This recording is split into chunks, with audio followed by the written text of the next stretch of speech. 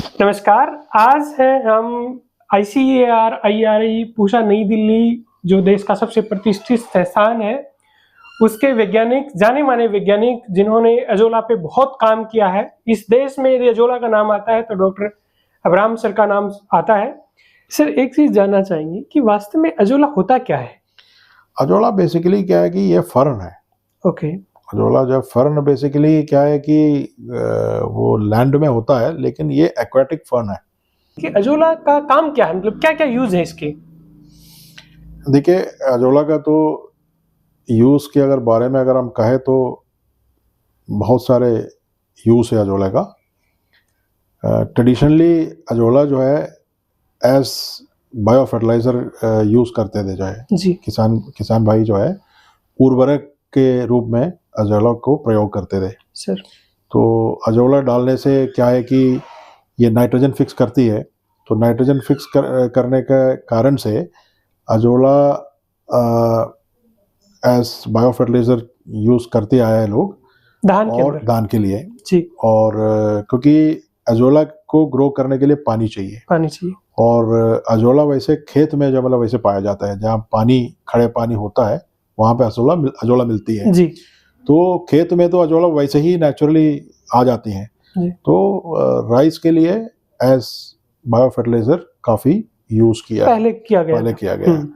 अब फिर बाद में क्या है कि ये पता चला कि अजोला में 25 से 30% की परसेंटेज प्रोटीन है, ड्राई वेट बेसिस पे। बिल्कुल। तो क्या है कि तो दाल के बराबर हो गया सर। हाँ, तो लोगों ने क्या है कि एक यूज़ किया है कि जो है इसको क्यों हम जो है एज फीड सप्लीमेंट यूज़ ना किया जाए, पशुओं को खिलाने के लिए। और जो मुर्गी पालन करते हैं जी। और कुछ लोग फिश को भी अजोला जो है खिलाते हैं।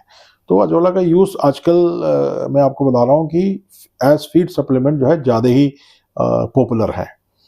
और हम लोग भी जैसे कि ICAR की एक संस्था है मथुरा में जी। तो वो करता है, क्या नाम है, central institute for research on goats कहलाता है। राइट।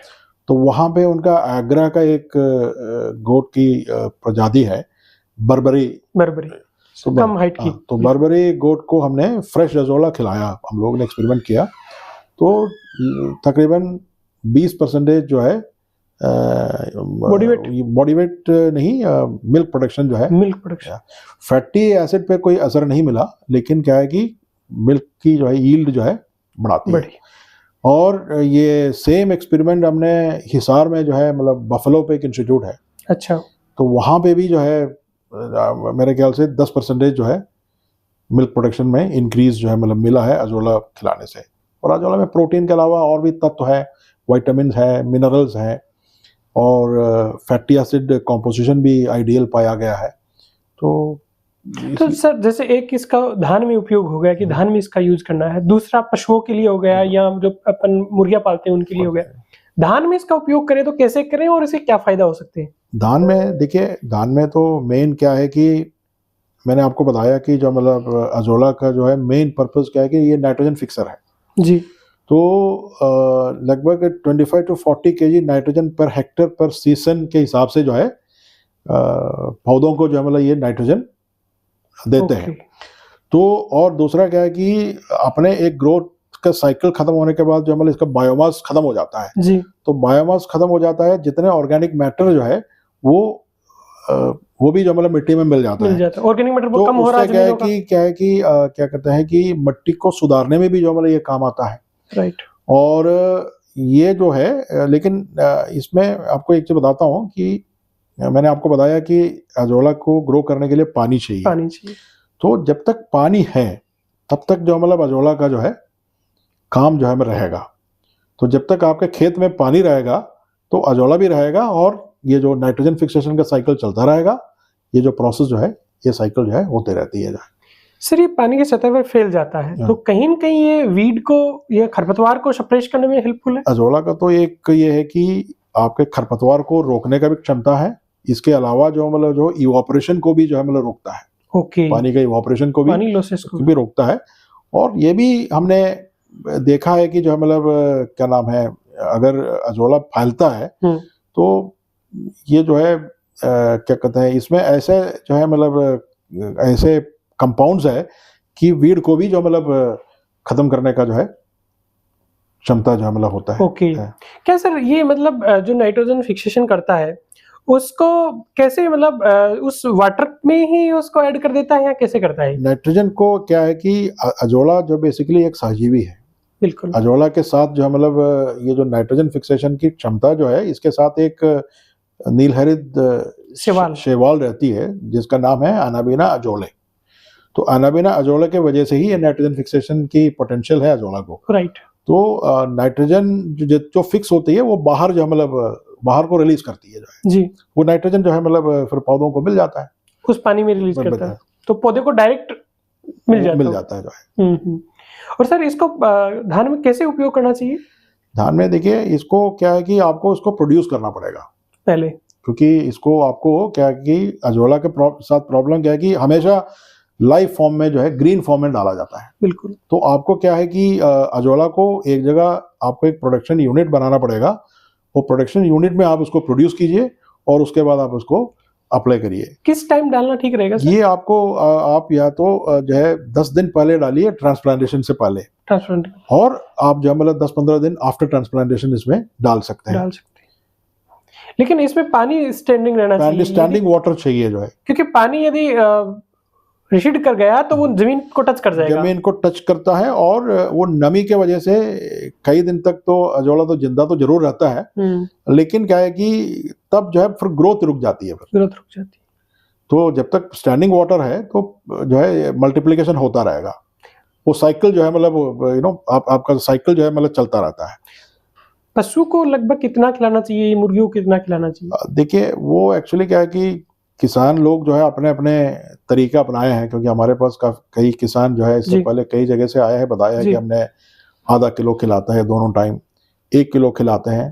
तो इस पे कोई अभी ऐसा कुछ है मतलब इस पे काम करने का वो है जो है वो जो हम लोग ने क्या किया कि ट्रेडिशनल जो है मतलब जो चारा है उसमें मिक्स करके दिया है वहां पे। तो लगभग 200 ग्राम सुबह और शाम को खिलाया है, मतलब लैक्टेटिंग स्टेज पे जो है एज पर अवेलेबिलिटी देख सकते हैं इसको, वो कर सकते सर। इसको जैसे कोई किसान बनाए अपने घर पे बनाना चाहे, जैसे मान लो कहीं से उसने अजोला ले लिया, यहाँ से पूषा से ले लिया या किसी कृषि विज्ञान केंद्र से या कृषि विश्वविद्यालय से ले लिया, तो उसको अपने यहाँ मल्टीप्लाई कैसे करे?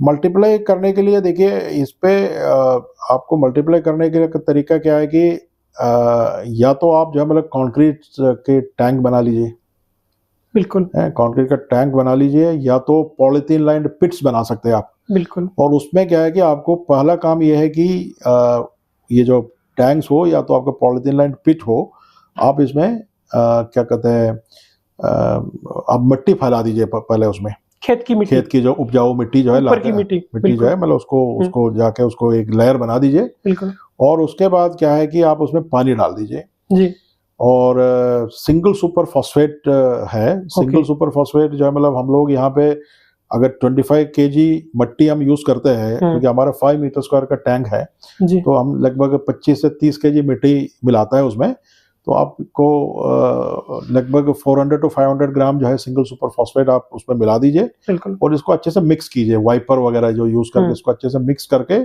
छोड़ दीजिए, और उसके बाद आप अजोला डाल दीजिए उसमें, लगभग आधा किलो या तो अजोला डाल दीजिए आप जी, या तो 1 किलो 10 से 12 दिन में वो पूरा फैल जाता है। अगर आपके कंडीशन वातावरण जो है ठीक ठाक रहा तो 15-20 दिन में जो है वो पूरा जो है कवर कर लेता है। सर तो 5 मीटर स्क्वायर में हम तो डालते थे लगभग, हम लोग क्या नाम है, हम लोग शुरुआत में जो है 2.5-3 kg डालते हैं, ऑलमोस्ट 5-6 गुना जो है हमें 15-20 दिन में मिल जाता था जो है। ओके।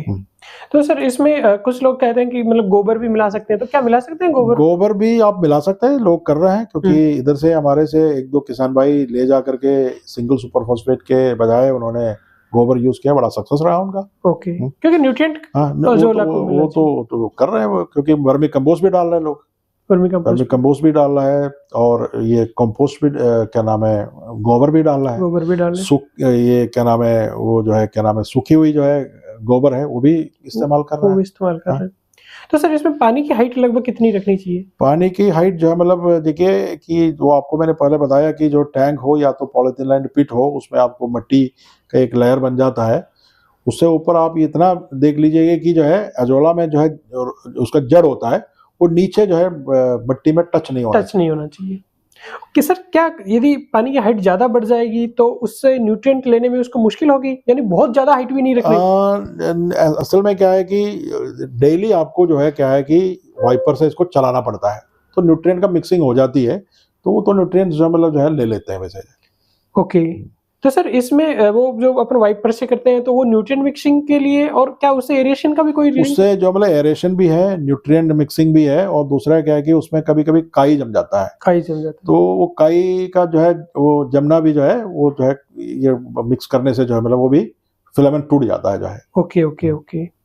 तो मतलब इसको देसी तरीके से एक गड्ढा खोदें और उस पे पॉलीथीन बिछाएं, उसमें थोड़ी खेती उपजाऊ मिट्टी डालें, एसएसपी फार्मर के पास मिल ही जाता है, वो डालें, और उसके बाद हर 15 दिन में आपको उतना ही एसएसपी डालना चाहिए, दोबारा ऐड करना चाहिए। और एक बार ये सिस्टम आपने चालू किया तो आप समझ लीजिए कि 3-4 महीना जो है मतलब आपको क्या कहते हैं मिट्टी वट्टी चेंज करने की जरूरत नहीं है, पानी का लेवल मेंटेन करना होगा, और 3-4 महीने के बाद जो है मतलब ये मिट्टी एकदम काला हो जाता है। तो उससे स्मेल भी आने लगते हैं, तब आप ये समझ लीजिए कि आपको मिट्टी चेंज करने का टाइम आ गया है जी। तो वो मिट्टी आप जो है मतलब उसको हटाइए और उसके बाद दोबारा जो है इसको कर दीजिए।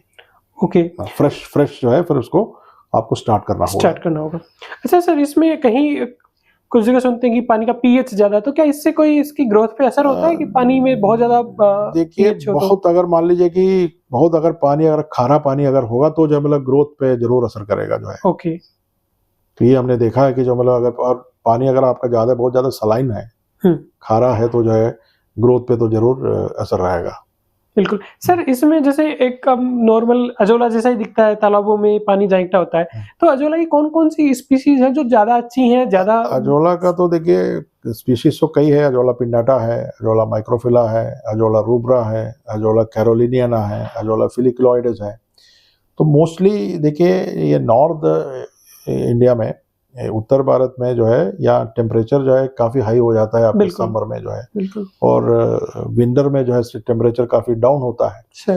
तो अजोला माइक्रोफिला हमने अपने सेंटर में हमारे एक्सपेरिमेंट से हमें ये पता चल रहा है कि अजोला माइक्रोफिला यहाँ के एटमॉस्फेयर, यहाँ के एनवायरनमेंट के लिए सूटेबल है, क्योंकि मोस्टली साउथ अगर जाए तो आपको अजोला पिंडाटा मिलेगा, ये कैलकाटा साइड में है आपको कैरोलिनियाना मिलेगा। तो मोस्टली यहाँ पे हम तो अजोला माइक्रोफिला पे ही काम किया है, और अजोला माइक्रोफिला ही लोगों को दिया है यहाँ से जो है। तो मैं ये मान के चल रहा हूँ कि यहाँ के क्लाइमेट के हिसाब से अजोला माइक्रोफिला जो है बेस्ट है। तो ये हमने जानी अजोला के बारे में पूरी साइंस, कैसे यूज करना चाहिए, कैसे बनाना चाहिए। आप सब लोगों के बिहाफ पे, मेरे बिहाफ पे सर का बहुत बहुत शुक्रिया अदा करता हूँ। आपने सर हमें टाइम दिया, किसानों के लिए अपनी एक जानकारी साझा की। सर बहुत बहुत शुक्रिया। Thank you sir.